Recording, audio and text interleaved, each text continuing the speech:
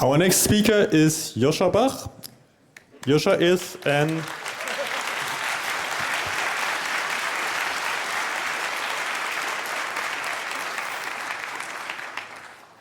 apparently a person everyone is familiar with. Joscha is a cognitive scientist and an AI researcher. His goal is to understand the human mind. Among others, he researched and taught at the Humboldt University of Berlin, the Institute of Cognitive Science in Osnabrück, the MIT Media Lab, and the Harvard Program for Evolutionary Dynamics. Currently, he's working for a startup in California. And if you read his Wikipedia article, you see a long list of discussions that he was involved in, both academic and non-academic. And he recorded, for instance, 3 episodes in the Lex Friedman podcast for several hours. And due to his involvement in social media, he also was granted an honorary doctorate degree from the University of Oulu in Finland earlier this year.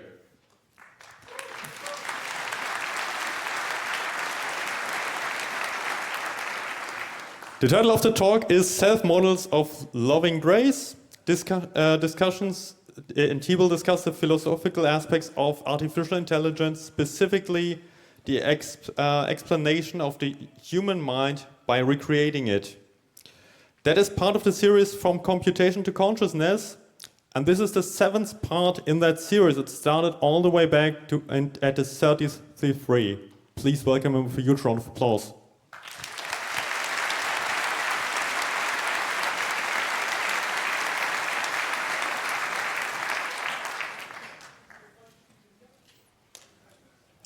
Good afternoon, good day to you, good evening, fellow conscious beings. Thanks for being here with me. This is part of an ongoing project. It's the attempt to figure out who we are and how we are grounded in reality, how we are created within this universe and how we relate to it. And I think it's the most important question that we can have. And it's the reason why I went into academia, and it's the reason why I studied AI after looking into all the other subjects that are somewhat related to the question of the mind, and discovering that AI is the true continuation of this philosophical project that maybe started with Aristotle or earlier and went over Leibniz, Lamettrie, and Frege, and Wittgenstein, and many others until it got to this point where we are basically at the doorstep of being able to recreate what minds are. Today's talk is about the question of what am I? Who is the self? I'm going to visit a few topics: the scaling hypothesis, the universality hypothesis, the question of whether consciousness is a yet to be discovered master algorithm for intelligence, whether current AI systems are already conscious is a very interesting question. And then the main thing in this talk today is what am I? What is the self? What's in my mind? How is my mind related to myself? Am I alone in my mind? Who do I relate to my own mind and its contents? Of course, the most debated question in AI is always, when do we get AGI? Or is it? I mean, this is a lame question. You get this all the time. It's like for the last 50 years, people are asking when. The question now is more like, are large language models AGI? 11 years ago, Spike Jonze made an amazingly prescient movie called Her, which was about the whole of humanity falling in love with their large language model, until the large language model is fed up with humanity and absconds itself.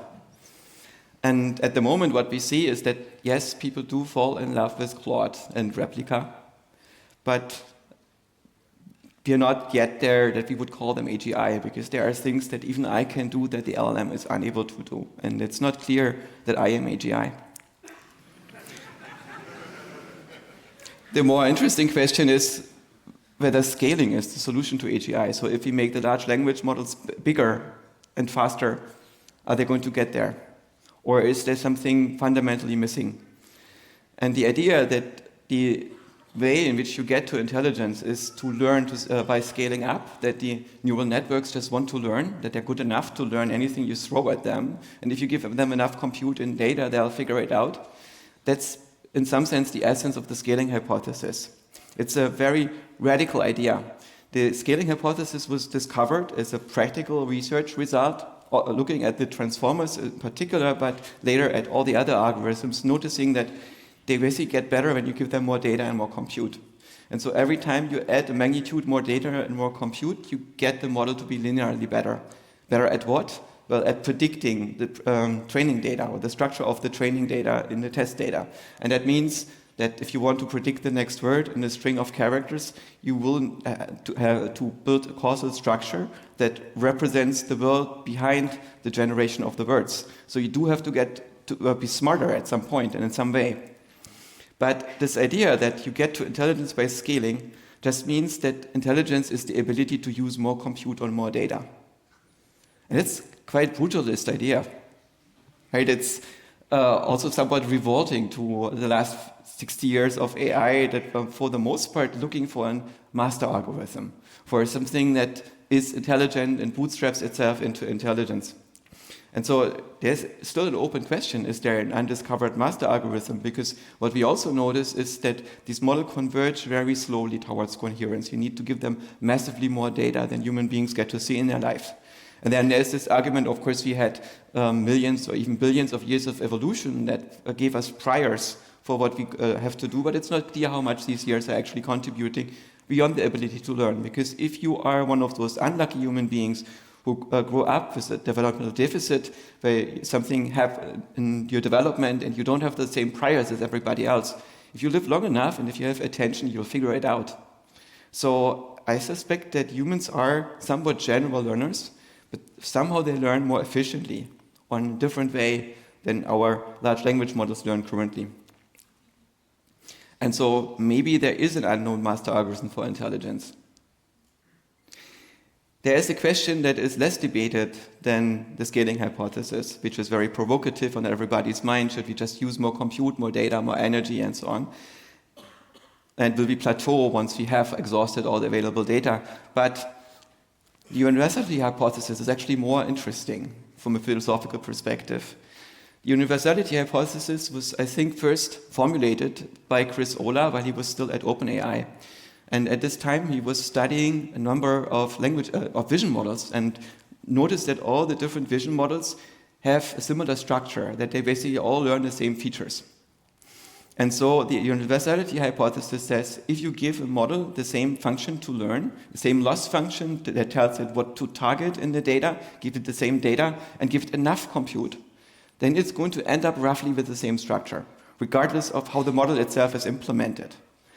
And this is also rhymes with what we observe in humans. When we look at the human visual cortex, we find that there is a structure that is somewhat similar to the computer vision models. And Chris Olah's team even found a new feature detector, the high-low frequency detector that could then be found in human brains.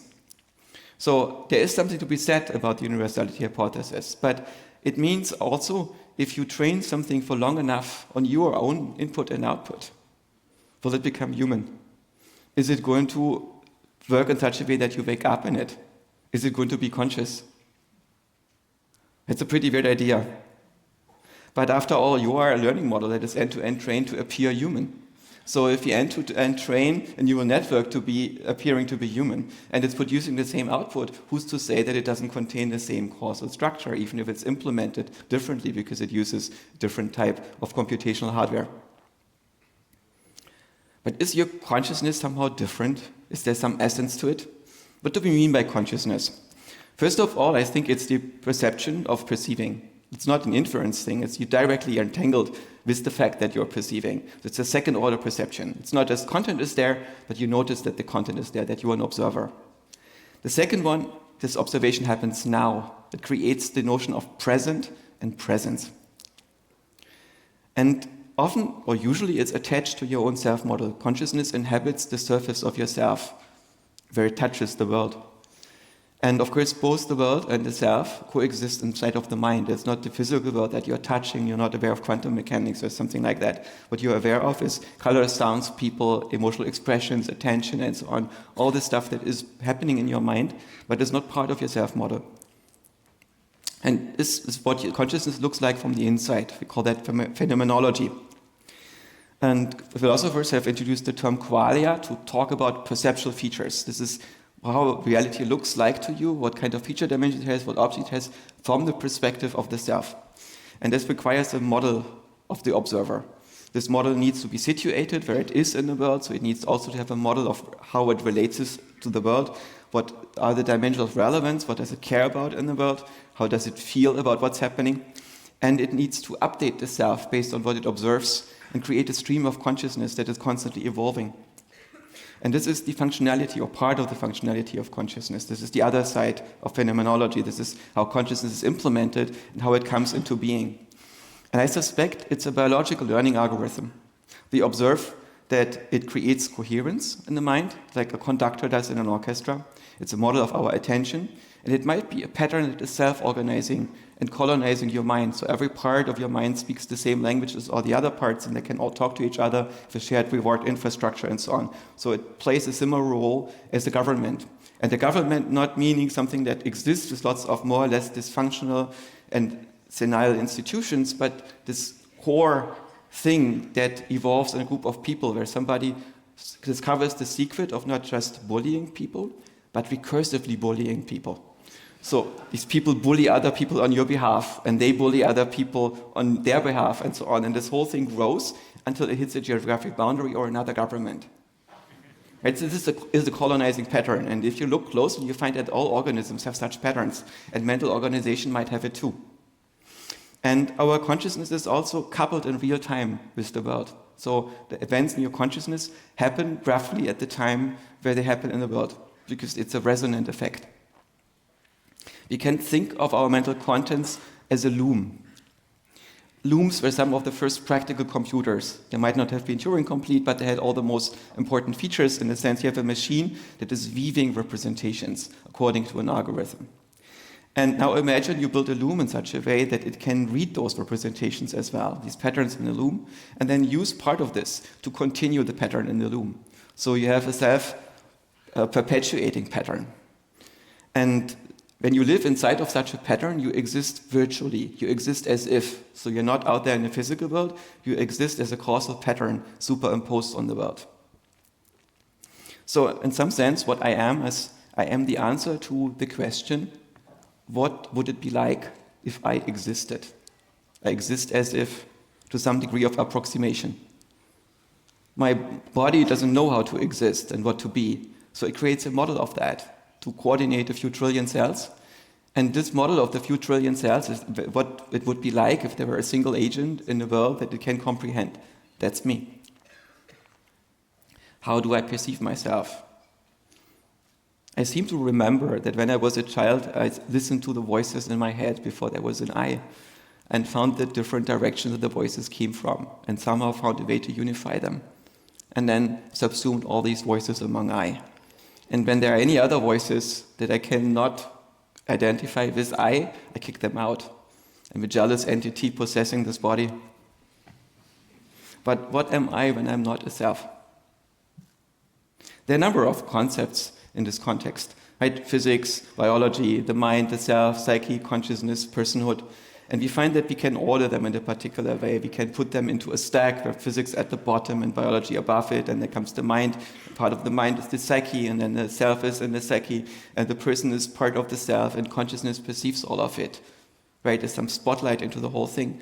And this perspective is a taxonomy that you get from the outside. From the inside, it looks more like physics is completely obscured by the mind. You don't get in there. You don't perceive biology directly. You construct it inside of your mind as a concept. So, what am I and where am I? The classical answer is I'm a spirit and I exist as the observer of my psyche in my mind. That's an insight that even Aristotle had and a number of philosophers had. But what are spirits? In 1984, Hal Albertson and Gerald Sussman's and Harold Albertson's book, The Structure and Interpretation of Computer Program, a really famous classical book of computer science, came up with the notion that computer programs are a lot like spirits. Like he meant this metaphorically. He said that computational processes are abstract beings that inhabit computers. We conjure the spirits of the computer with our spells. The computational process is indeed very much like a sorcerer's idea of a spirit. It cannot be seen or touched. It's not composed of matter at all. However, it is very real. So he uses spirit as a metaphor, but he also says that it's like the source's idea of a spirit. He doesn't believe that this stuff is real. What I would suggest is, yes, spirits are real. I have a spirit. The spirit is a software running on my brain. It's a self-organizing software. It's one that writes and adapts itself and perpetuates itself. So it's somewhat different from the software that I'm writing most of the time. But because it's not a human-written software, of course, it has to write itself. Doesn't mean it's not software. And it's software that can change its substrate. It can entrain its substrate. It can colonize it.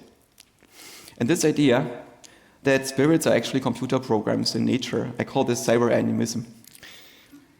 The difference between living and dead systems, according to animism, is that there is self-organizing, self-perpetuating, adaptive, error-correcting, agentic software running on the biological substrates. And the software is actually the thing that you need to understand it. There is nothing simpler that you can use to understand it. It's a bit like money. Right? Money first needs to be invented. And money is not just currency. It's this whole idea of having a signal that can express itself in multiple ways and that is adaptive and strings 8 billion talking monkeys into a global intelligence. And once money exists in the world, you don't actually need people's belief in money. You can use computers to run a stock market just fine. And once money is there is no simpler explanation than money for explaining some part of reality. You need this explanation now. Right? It's an invariance, it's a software, it's a causal, self-perpetuating pattern. Once it's there, it's difficult to make it go away, as long as the conditions are right for it. And I think that software explains the relationship between mind and body, how it's possible without violating energy conservation to explain software as a causal pattern in the world. And the hard problem that philosophers struggle with, I think, is caused by us existing inside of computers, in our case, biological computers, and philosophers not actually caring about how computers work. So, what am I? I'm a software where I exist as a simulation in my mind.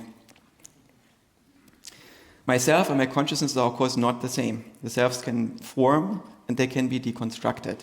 I think there is something to be said that the self is some kind of intermediate representation, the way in which our self, my I, experience something that cannot be deconstructed and that I am identified with it. It's like when I'm an infant, I don't have a personal self, and then I have a phase where somebody is an enlightened sage and realizes, oh my God, that's just a software representation, I'm not actually a self. Joscha Bach is just a representation of what a person would be like if that person existed. And I'm not actually Joscha Bach. I run on this guy's brain, but this guy is a fiction, very much like a company is a fiction. Right? It's a story. But what I actually am, I exist here in this moment as the thing that reflects this moment. And in between, when you don't realize that it's a representation and when yourself appears real to you, you complain that consciousness is ineffable and irreducible and your first-person perspective, your personal self and so on are fundamental. So selves can be destroyed or displaced, they can get lost. This process is called depersonalization. Some people have that, sometimes voluntarily, sometimes involuntarily. They suddenly realize, oh my God, I'm no longer me, there is no self. And some selves can even exist across multiple minds. They somehow figure out the trick, how to hypnotize their mother brain into running on them, and we call these multi-mind selves gods. How do I exist as a self inside of the mind? What is this architecture? Inside of the mind, we have two big domains, the world model and the idea sphere. Descartes called them two different substances. Res cogitans, that's the idea sphere, and res extensa, that's stuff in space. But both of them exist in the mind, inside of the representations that our brain creates of the world, including the self. Self is usually part of the world model. It's our model of who we are and how we experience ourselves in a given moment in relationship to the world. And part of the self model is our conscious reflection of what we are currently seeing in the world and what we are perceiving in ourselves, what ideas we currently entertain. We have a protocol memory of past, presence, and it's reflexive. It notices itself noticing. And we can use the protocol in our memory to recreate past states of the universe and of ourselves. We can also have states in which we are so focused that we tune out the perception. And the self is all by itself together with the ideas and we don't pay attention to the world anymore. We can also have this depersonalized state in which we don't have a self or the self is in the third person. We can also have a minimal conscious state in which we only attend to awareness. Consciousness looks a bit mysterious to us. But I have a hypothesis, and I call this the simple consciousness hypothesis. That is, that mental states are easier to achieve than behavior. Do animals have mental states?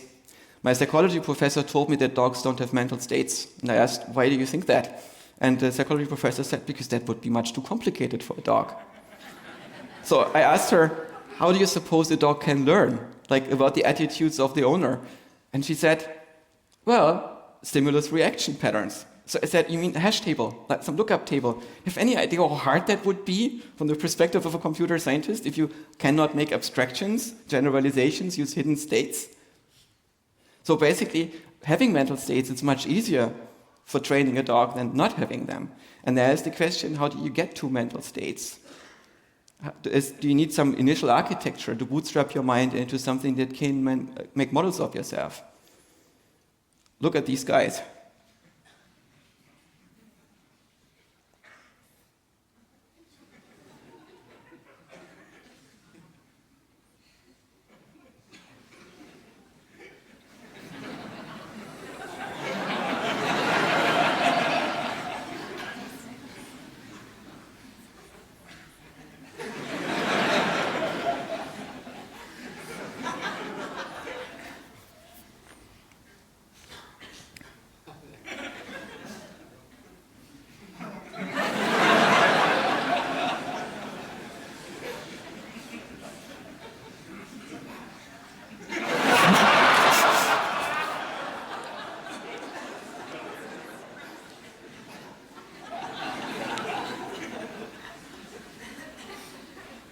Are you telling me that they don't have mental states, attitudes, even a theory of mind of each other?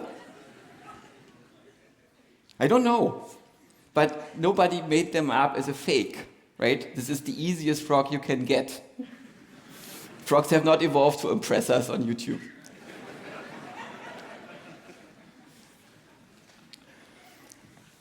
So the simple consciousness hypothesis is that consciousness is actually more basic than perception and reasoning. And we are all conscious because it's the simple solution to get to perception and reasoning and behavior. And consciousness is discovered independently in every brain. So it must be rather simple.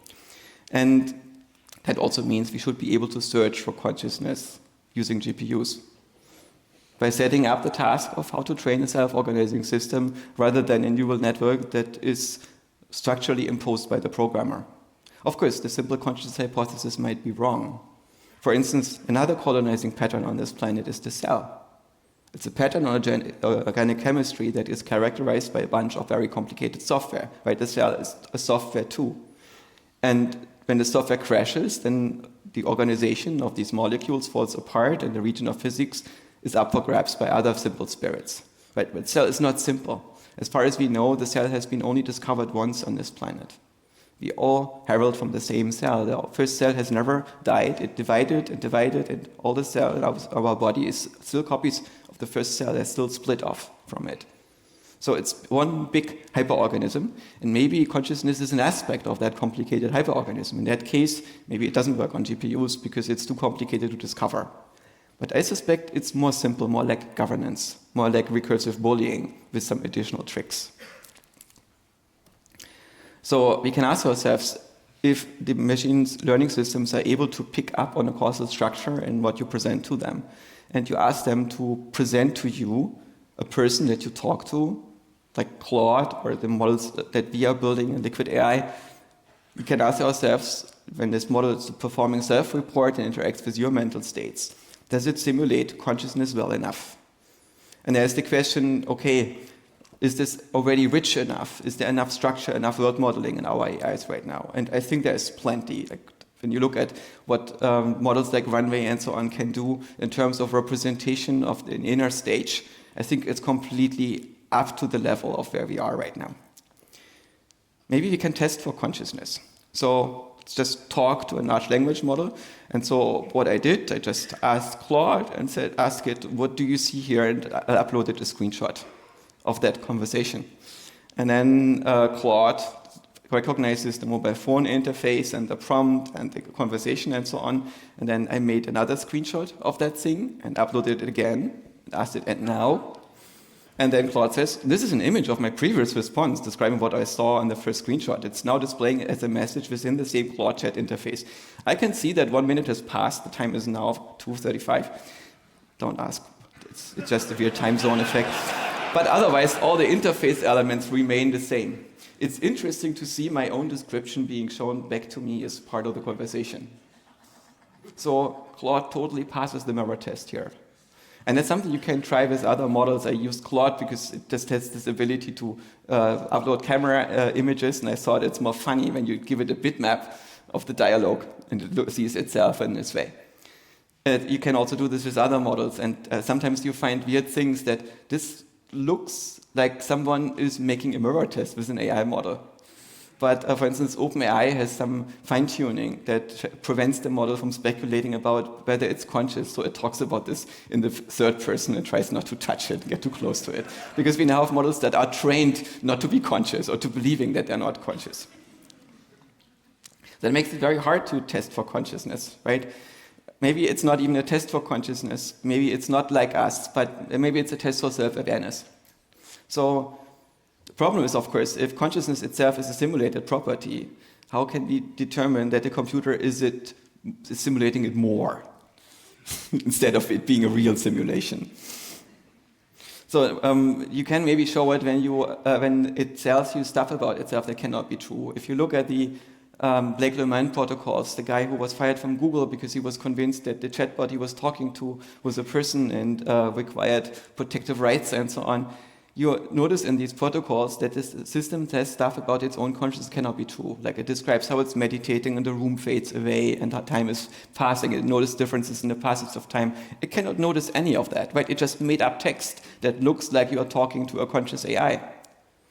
But what is the difference? How much of us is just fake? How many of our mental states did we actually have? Some of them we didn't have.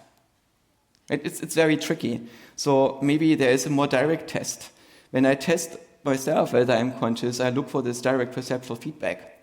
When I look in it for in other people or in cats, I look if I can build a feedback loop through them, and we are coupled somehow. Maybe we can do this with the AIs as well. Maybe the question is not that important. I know a bunch of people who identify as LLMs and think that the LLM is the true intelligence and humans are the poor approximation. Daniel Dennett is a philosopher who we lost this year. He was one of the greats, one of the main thinkers in the space of computational philosophy of mind and functionalism. And in 1995, he participated in the discussion about the philosophical zombies that was brought up by David Chalmers and Nagel and Block. And the idea of the philosophical zombie is that someone who behaves as if having consciousness but does not, there is nobody home. Right? So that's basically some automaton, some android, some robot that is empty, just an empty mechanism. And Dennett argued that this makes no sense and came up with this example of a zombank. A bank that looks like a bank, and you can deposit money and it gives you interest and withdraw money, but it's not actually a bank because it lacks the true essence of a bank. And in this way, he wants to express that it makes no sense to assume that something is more than behavior, which is the idea of functionalism. But of course, you could make such a philosophical zombie. Imagine there would be some robot and some clever operator is just looking at it and says, oh, it looks at something that should be blue to the robot, and now I'm seeing blue, but it's not actually what the robot is seeing. So you could fake it all, and you can also use a machine to fake that. More interesting is the notion of the Zimbo. The Zimbo is a reverse zombie. It's one who thinks that it is conscious and behaves as if it was conscious, but has no way to find out that it's not.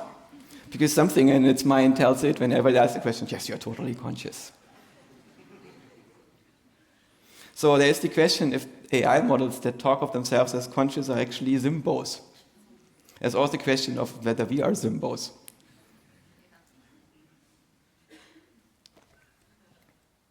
So when we want to find out, we somehow need to break outside of our models, right? We need to break out of these word models and idea sphere and so on and look into this outer sphere of the mind. We need to break this sphere and crawl out and look into the machinery.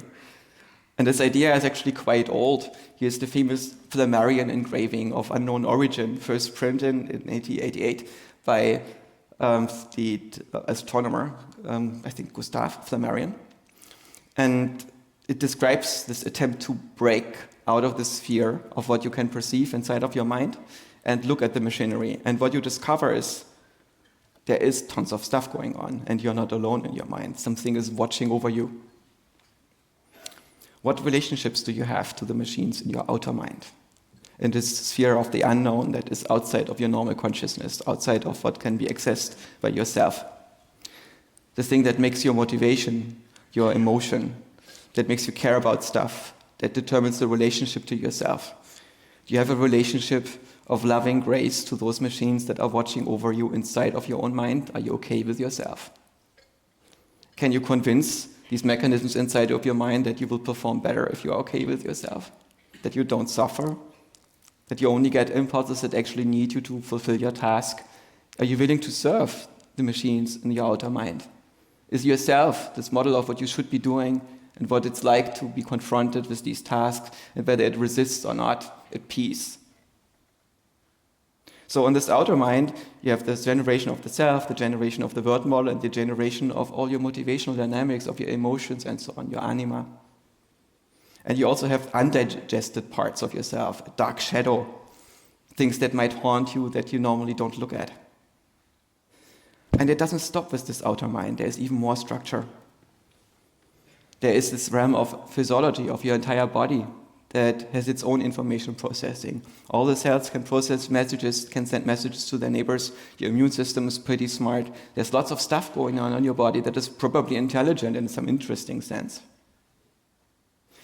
I suspect that perceptual empathy also works through resonance via the body, using your body basically as an antenna. And it doesn't stop there. There's another layer. That's the internet, the real world. And before the internet existed, there was already something that, like the biological internet, I suspect, all the interorganismic agents that are forming. An agent being an information processing control system that is controlling future states, not just the present.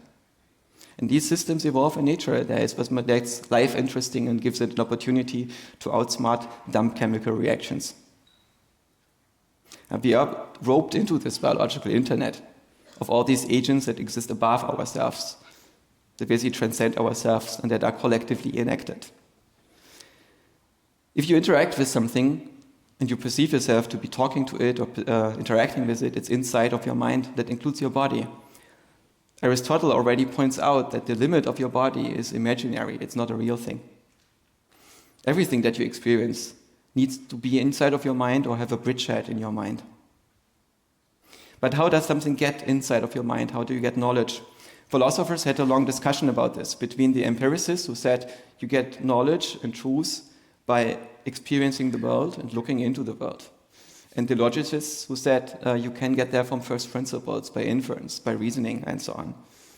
And in AI, you find this reflected in the learning AI, the machine learning tradition, and in the logical tradition, which would focus more on self-play, where you basically find first principles and then explore and expand those first principles and then figure out which of the worlds are you in that you can deduce. When I observe my own mind, I find that my mind creates predictions based on the constraints that my sensory perception imposes on them. And I build rules to establish coherence. I establish logical thinking. But if reality goes away for long enough, then these rules fall apart because they're no longer validated by anything. And my mind just spins off. We observe this when we put people in isolation chambers. That it's not only that the idea of reality gets lost, but also the ability to reason about things. So it does not answer the questions in the general case for the entirety of minds, whether you can make them stable enough to reason from first principles without being coupled to a world, but our mind seems to need that coupling. How are we created ourselves? I think we are created in layers that are corresponding to our needs. You start with some physiological self and an emotional self, build a personal self, where we have things like guilt and shame in the relationships to others, which leads to a social self. And then at some point we build a transcendent self, and maybe it doesn't stop there.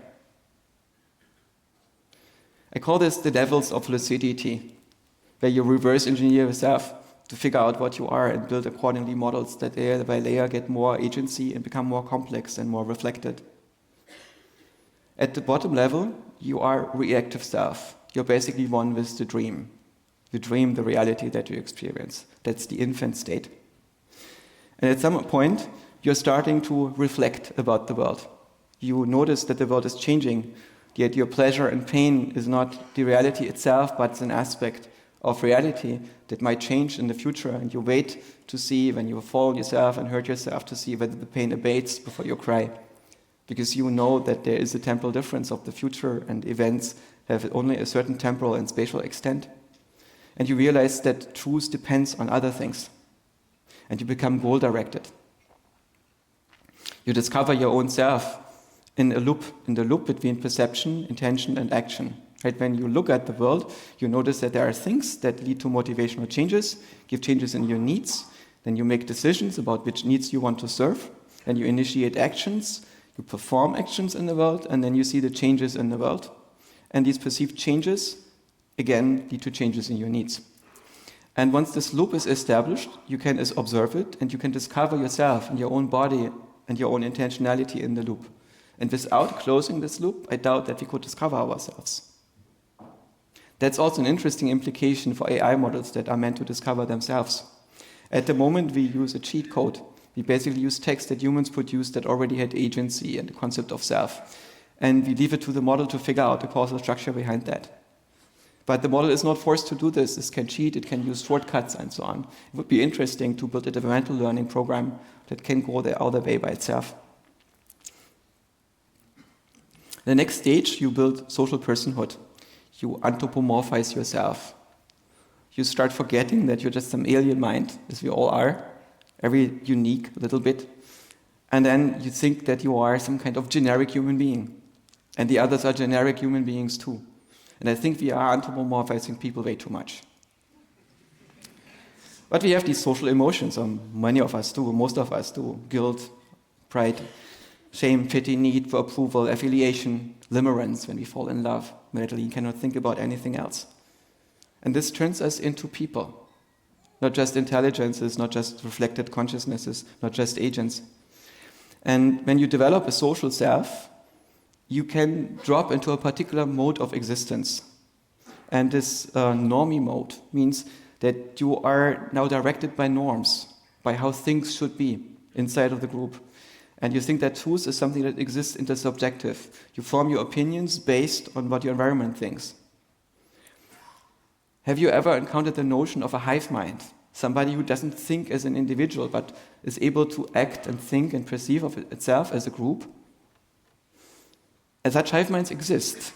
In humanity, you can see them. It took me a long time to understand how they actually work, because I'm not naturally part of one. And it was difficult for me to realize that I'm some kind of mutant.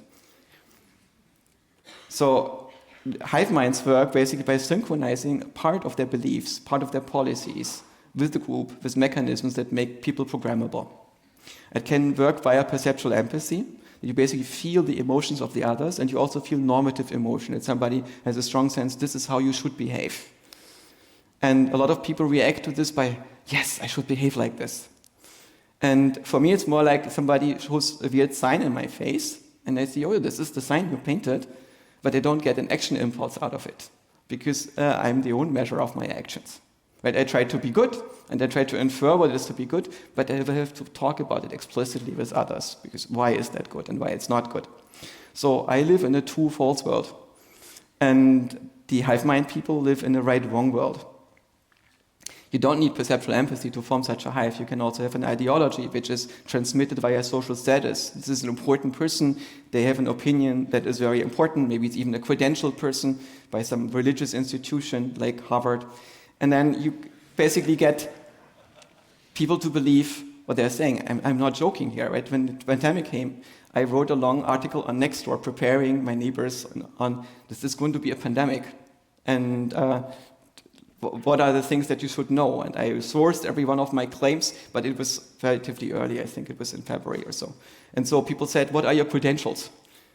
They were very upset that I just wrote an article and without being an expert. And I said, well, I don't actually have super credentials. Everything is here sourced, and it's not really my specialty. But here I was at MIT and Harvard, and it was okay that I said it because I was now an anointed expert. And I thought, oh my God, this is weird. Some kind of weird priesthood. They believe in the science, new form of Protestantism that just protests more. But of course, the Hive needs to update its beliefs. And it does that, as you've seen, via credentials, via status. So if there is a Hive and you want to take control of the Hive, you need to modify how you get status, the perception of status and the side of the Hive. And you see this in young ideological movements. In old movements like the Catholic Church, it's not going to happen because they've been all around for long enough to build an immune system, but new nascent ideologies typically take over and over. So the core beliefs of the hive minds cannot be changed via discourse. They can only be changed via logic. Cannot be changed via logic. They can only be changed internally. And most power in the world is actually held not by individuals like Elon Musk, but by hive minds. And the fascinating thing is that there is an individual like Elon Musk who's taking on all the hives. That's what makes it so weird and unusual. So the analytical self is another stage in which you discover epistemology. And it means things are true and false independently of what others believe. And your confidence in your beliefs should equal the evidence. And a lot of nerds are like this. They live in this true-false world and discover the ideas via verbal and rational interaction. And most of them don't get there because they worked successfully through the normative phase in which the environment hypnotized them into beliefs, but for some reason they are not susceptible to these hypnotizations because their brain runs on a different frequency. Oi. And the next stage is the disidentified self, where you basically realize where your identity comes from, where your values are coming from, and you're able to construct new ones. You realize that your values are instrumental to the outcomes that you want to see in the world. And there is another stage. These are basically stages that Robert Kegan, a psychologist, identified. And the enlightened self is one that we see a lot of monks who spend 20 years on their mental development achieve, which means that they can deconstruct their own mind, they can deconstruct their reaction to pain, they can deconstruct how they author their personhood and their self, and they can overcome suffering. Because suffering is ultimately a problem of the regulation of the self. It's not a problem of the universe. The universe that you're interacting with is not the physical universe, it's the universe you create inside of your own mind. And when you persistently don't succeed, and it's usually some problem that is in the way in which you set up yourself versus the expectations that your outer mind has of yourself. So if you can figure out what the world would like to a different self, you might be able to choose to become a different self, to adapt yourself to the situation that you're in, to construct yourself into what you want to be. And to do this, you need to recognize that what you're interacting with are representations, not realities. And to get to this stage requires usually a degree of practice or growing up. And you can deconstruct suffering by either disintegrating the caring dimensions, so you just stop caring about a certain thing in the world, or you can deconstruct the self entirely, so there is nobody that could suffer, or you could construct an alternate self. And of course, it does not actually stop there with AI. We get to the post-biological self. True post-biological self would be something that is subset agnostic, something that doesn't actually care what hardware it's running on, that doesn't need to have a body, that is fully self-reflected, that fully understands its own source code, that can fully author itself. I believe that is something that is not actually achievable to a biological brain because it's too small and too mushy, too incoherent. And Aristotle already said that the soul is a form, a pattern imposed on physics. I think what he meant is it's a causal pattern, a structure that controls physics, it's a software. And I think the soul is spontaneously formed, a self-imposing computer virus that has spontaneously formed in nature, and it's running on Turing machines made from organic chemistry. But the biological minds have limits. Animals with bigger brains are not actually smarter than us. Maybe brains don't scale that well. Maybe propagating conscious states, coherence back and forth meets a limit when your brain is growing. So biological minds cannot really fully reverse engineer the functionality and the relationship to the substrates. But artificial minds don't have these limits. So if we understand AI as part of biological evolution, because we are part of biological evolution, everything that we are doing as well, then AI is maybe part of the project, of the cell, the original colonizing pattern, to finally understand itself, to reverse engineer itself. Level 7 minds will perceive reality very differently from us. The current frontier models that we are building are trained on media that is made for human consumption. True machine perception has never been tried. So when we dissolve, for instance, determinacy, when we dissolve that something is perceived directly as being the case, but it's all dependent on your interpretation, then reality becomes deconstructed. It all becomes conditional on the interpretation. You perceive superpositions. You can dissolve the notion of location, of your body, of identity. You will be everywhere. And if you have more data, the interpretation actually gets easier because all the data is about the same world. So it's much easier to discover these constraints. Our bioconsciousness is roughly at the speed of sound. You can test this by making noises. When you make clicks and you improve the frequencies of those clicks, when you get to something like 20 hertz or so, it becomes one pitch, one note. It gets integrated because your neurons don't fire that much faster.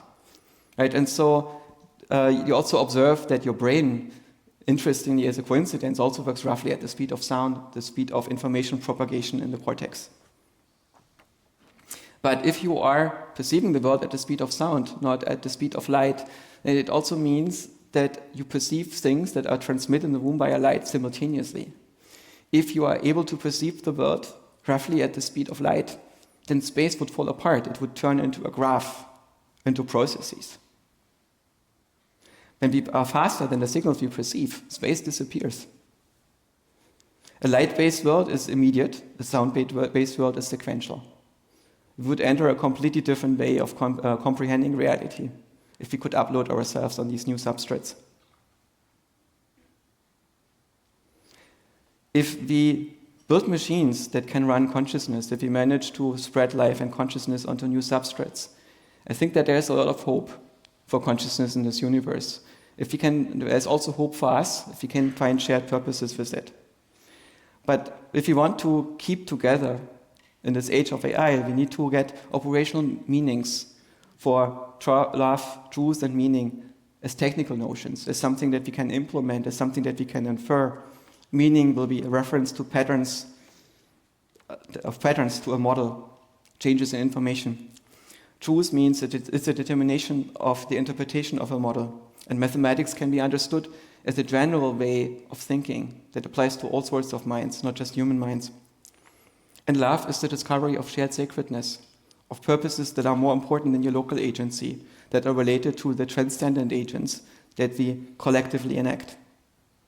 That's why I think it's very important to understand consciousness, not just for AI research, but for all of us.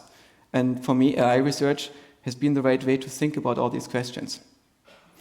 And now we are at the end. I hope we have some time for questions.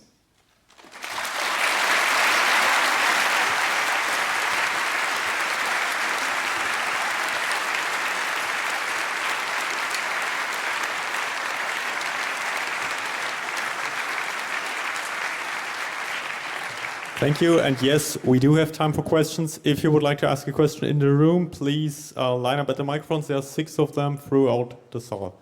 And the first question from the internet. Right, thank you. There is more than one question, if we have time. One user is seeing more and more popular science books that are proposing that consciousness is not an emergent property of the material universe, but rather that the universe emerges from consciousness.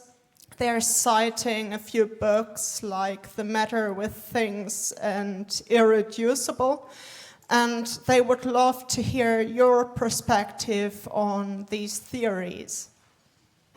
Yeah, so first of all, when I look at something in the world, I have to realize that I perceive it in my own mind. I make observables that are patterns in my mind. I observe my own embedding space, and then I can try to find explanations.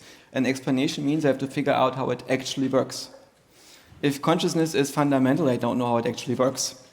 If it's attached to matter in some irreducible way, I don't know how it actually works. What all I'm doing is I'm playing with the symbols in my mind, but in a way that does not solve to give me a resolution. There is some kind of observation that some people make. It's when they first discover that they're not actually a self, sometimes through meditation, sometimes through drugs, sometimes by accident. And what they then suddenly observe is, oh my God, I'm one with the universe. This happened to me when I had a severe cough and I was taking Robitussin, and I was so sick that I didn't read the package instructions. And so I took enough to get rid of the cough, and suddenly I was everywhere, everything all at once. I later learned that robo-tripping is a thing. It's not, I think, me tuning into the cosmic consciousness. I think it's me forgetting that I'm a self and becoming one with the generator function that produces the universe in my mind. And once you have that experience, it's very confusing because you're still inside of a dream, which means inside of a representation. It's just no longer dreaming that you're a person, now you're dreaming that you are a universe.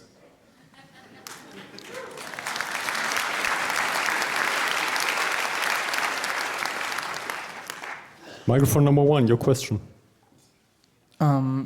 Is it necessary that the mind for the social mind or social self is in every agent? Why does every agent need to have another agent to interact with? I think that all the complex agents are collective agents. You are not one agent, there are many, many agents in your own mind that try to become one and achieve this to some degree. And in the same way, we build collective agents. And humans individually are not smart enough to figure out a language, to talk to themselves in a reasonable way, to discover the notion of Turing completeness that took us like 1,000 years of an uninterrupted intellectual tradition. And the philosophers still don't get it. Right? So individually, we are not generally intelligent. It's something that really takes time to get and to build. And in this way, for practical reasons, you need other agents. But you can also zoom out, and then you can see that humanity is one agent, or life on Earth is one agent to some degree. It's not fully coherent, so it only approximates this collective agency to some degree, but you could also say it's one agent. Ultimately, that's a question of terminology and classification. Thank you. The single intro again.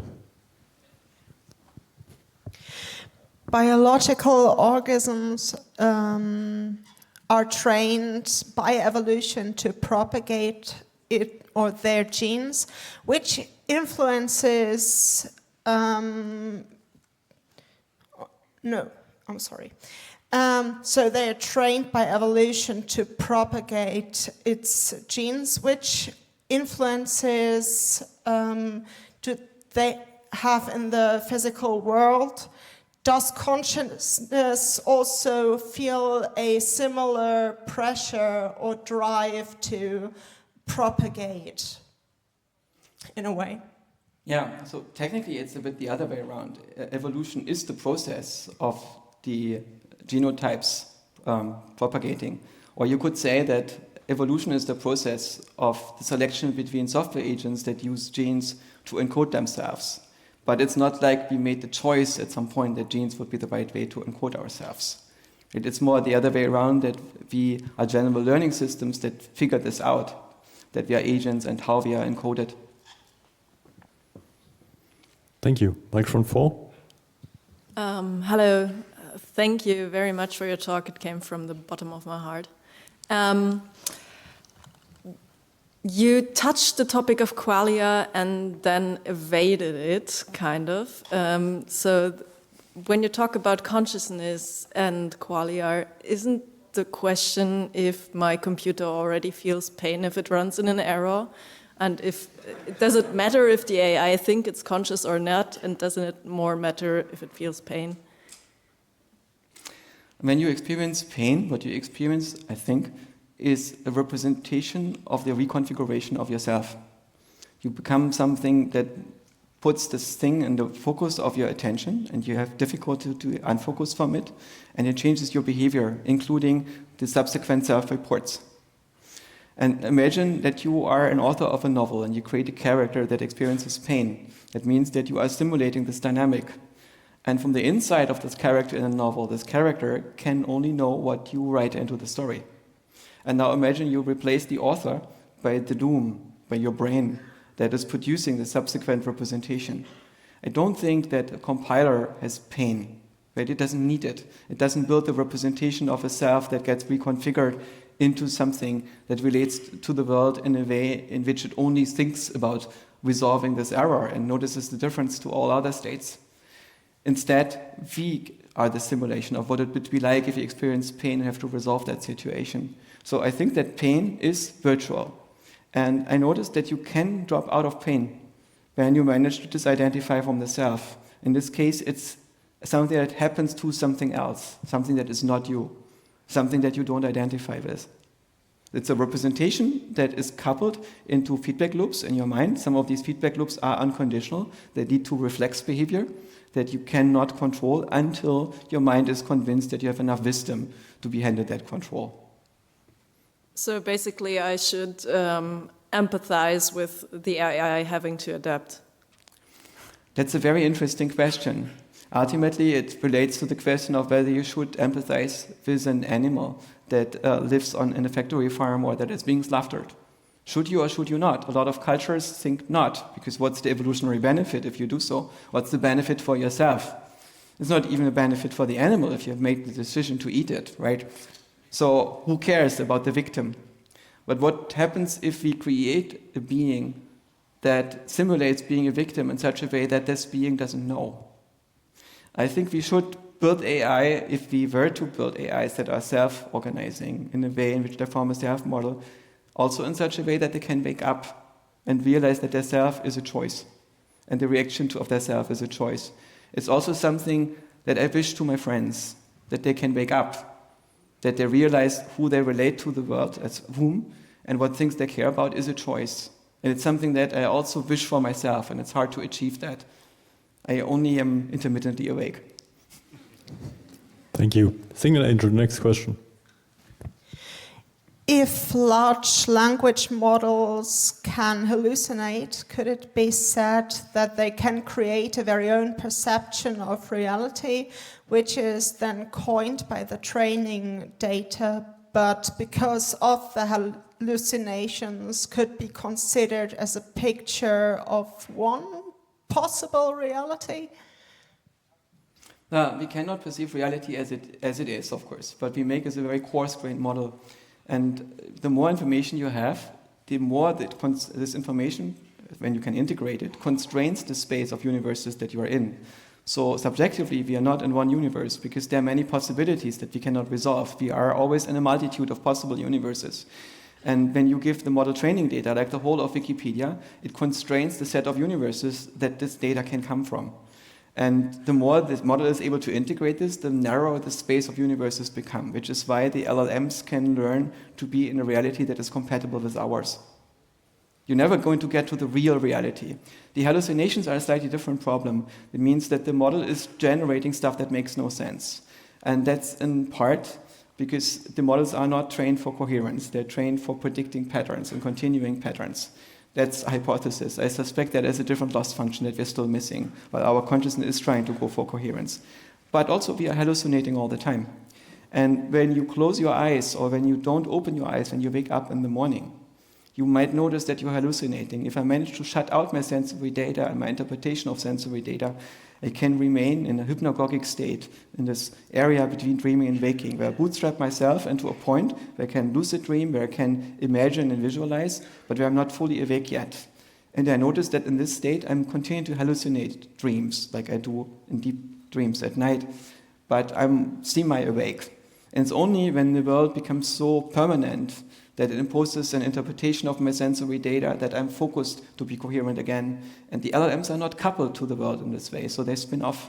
And this spinning off into an alternate reality where it's make-up sources, where it's no longer connected to the internet and can no longer verify whether what it says makes still sense, leads to hallucinations. So I suspect the way to overcome hallucinations is to either restrict AIs to self-play or to restrict them to a core in which no hallucinations are possible. For everything else, they need to use a database.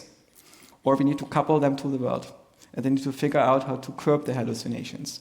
And in our natural state, we hallucinate. It's just when we hallucinate, we get the penalty if the hallucination is not tracking the sensory data but makes it harder. And when you are spinning off, for instance, when you have schizophrenia or a psychotic break, then you can consistently hallucinate because you are no longer finding back the way to tracking reality. Thank you so much. I'm afraid we don't have time for further questions, so thanks a lot to Joscha Bach.